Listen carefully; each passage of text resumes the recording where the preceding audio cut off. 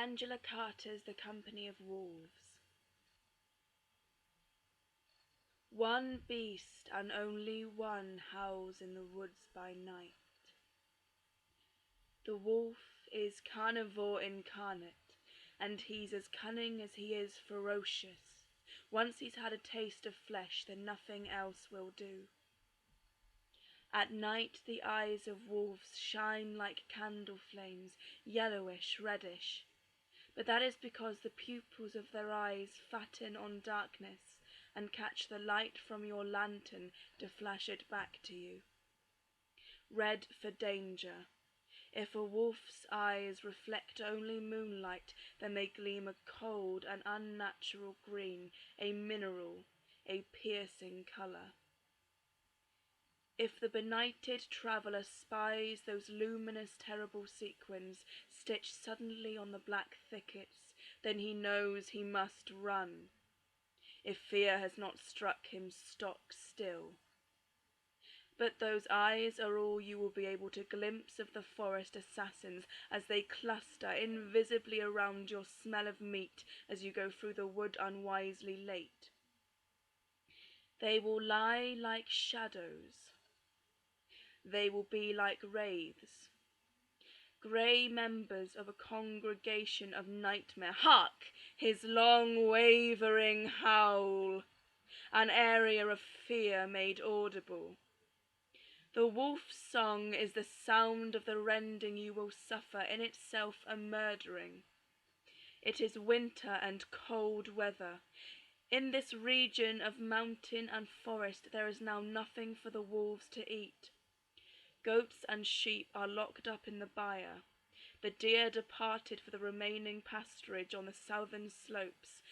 Wolves grow lean and famished. There is so little flesh on them that you could count the starveling ribs through their pelts if they gave you time before they pounced. Those slavering jaws, the lolling tongue, the rime of saliva on the grizzled chops. Of all the teeming perils of the night and the forest, ghosts, hobgoblins, ogres that grill babies upon gird irons, witches that fatten their captives in cages for cannibal tables, the wolf is worst, for he cannot listen to reason. You are always in danger in the forest where no people are. Step between the portals of the great pines where the shaggy branches tangle about you, trapping the unwary traveller in nets as if the vegetation itself were in a plot with the wolves who live there, as though the wicked trees go fishing on behalf of their friends. Step between the gateposts of the forest with the greatest trepidation and infinite precautions. For if you stray from the path for one instant, the wolves will eat you. They are grey as famine, they are unkind as plague. The grave-eyed children of the sparse villages always carry knives with them when they go out to tend the little flocks of goats that provide the homesteads with acrid milk and rank, maggoty cheeses. Their knives are half as big as they are. The blades are sharpened daily. But the wolves have ways of arriving at your own half-side. We try and try, but sometimes we cannot keep them out. There is no winter's night the cottager does not fear to see a lean, grey, famished snout questing under the door, and there was a woman once bitten in her own kitchen as she was straining the macaroni. Fear and flee the wolf, for, worst of all, the wolf may be more than he seems. There was a hunter once, near here, that trapped a wolf in a pit. This wolf had massacred the sheep and goats, eaten up an old man who used to live by himself in a hut halfway up the mountain and sing to Jesus all day. He pounced on a girl looking after the sheep, but she made such a commotion that men came with rifles and scared him away and tried to track him into the forest, but he was cunning and easily gave them the slip. So this hunter dug a pit and put a duck in it for bait, all alive, oh, and he covered the pit with straw smeared with wolf dung. Quack, quack, when the duck went the duck, and a wolf came slinking out of the forest, a big one, a heavy one. He weighed as much as a grown man, and the straw gave way beneath him into the pit as he tumbled. The hunter jumped down after him, slit his throat, cut off all his paws for a trophy, and then no wolf at all lay in front of the hunter, but the bloody trunk of a man, headless, footless, dying, dead. A witch from up the valley once turned an entire wedding party into wolves because the groom had settled on another girl. She used to order them to visit her at night from spite, and they would sit and howl around her cottage for her, serenading her with their misery.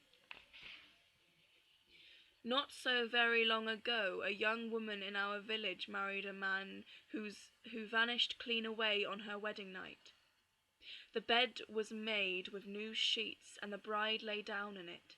The groom said he was going out to relieve himself, insisted on it for the sake of decency, and she drew the coverlet up to her chin, and she lay there, and she waited, and she waited, and then she waited again. Surely he's been gone such a long time, until she jumps up in bed and shrieks to hear a howling coming on the wind from the forest.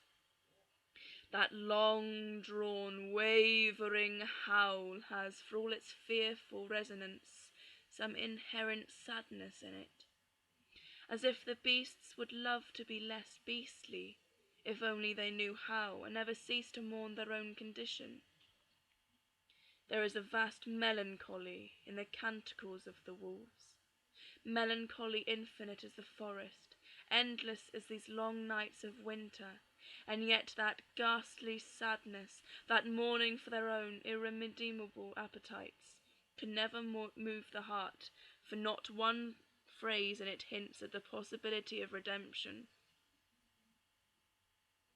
Grace could not come to the wolf from its own despair, only through some external mediator, so that sometimes the beast will look as if he half welcomes the knife that dispatches him. The young woman's brothers searched the outhouses and the haystacks, but never found any remains, so the sensible girl dried her eyes and found herself another husband, not too shy to piss into a pot, who spent the nights indoors. She gave him a pair of bonny babies, and all went right as a trivet until one freezing night, the night of the solstice, the hinge of the year, when things do not fit together as well as they should, the longest night, her first good man came home again. A great thump on the door announced him as she was stirring the soup for the father of her children, and she knew him the moment she lifted the latch to him, although it was years since she'd worn black for him, and now he was in rags, and his hair hung down his back, and never saw a comb, alive with lice. "Here I am again, missus," he said. "Get me a bowl of cabbage, and be quick about it." Then her second husband came in with wood for the fire, and when the first one saw she'd slept with another man, and worse, clapped his red eyes on her little children, who'd crept into the kitchen to see what all the din was about, he shouted, "I wish I were a wolf again to teach this whore a lesson." So a wolf he instantly became, and tore off the eldest boy's left foot before he was chopped up with the hatchet they used for chopping logs. But when the wolf lay bleeding and gasping its last, the pelt peeled off again, and he was just as he had been years ago, when he ran away from his marriage bed, so that she wept and her second husband beat her. They say there's an ointment the devil gives you that turns you into a wolf the minute you rub it on. Or that he was born feet first and had a wolf for his father, and his torso is a man's, but his legs and genitals are a wolf, and he has a wolf's heart. 7 years is a werewolf's natural span, but if you burn his human clothing, you condemn him to wolfishness for the rest of his life. So old wives hereabout think it some protection to throw a hat or an apron at a werewolf, as if clothes made the man. Yet by the eyes, those phosphorescent eyes, you know him in all his shapes. The eyes alone unchanged by metamorphosis. Before he can become a wolf, the lycanthrope strips stark naked. If you spy a naked man amongst the pines, you must run as if the devil were after you.